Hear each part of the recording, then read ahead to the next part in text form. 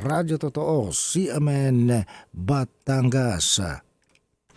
CNN Live Nation. Renz Belda, magandang araw sa iyo.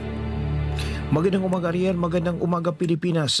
Matagumpay na isinagawa ang Family Development Session o FDS para sa mga friend rescued o FRs o former rebels at kanilang mga asawa sa National Child Development Center o NCDC sa Barangay Gulod, Calatagan, Batangas. Ang aktibidad na ito ay sa ilalim ng pangunguna ng PSWD o sa pamumuno ni Etelrida Luistro at sa pakikipagtulungan ng MSWD o Calatagan at mga receiving units. Lain ng programa na mapatibay ang pamilya, isulong ang moral recovery at ihanda ang mga kalahok sa maayos na reintegration sa komunidad sa pamagitan ng mga talakayan. Natuto sila ng mga tamang life skills, epektibong komunikasyon at responsableng pagmamagulang. Ginanap din ito bilang bahagi ng Enhanced Comprehensive Local Integration Program o ECLIP upang magbigay ng panibagong pagkakataon at isulong ang kapayapaan.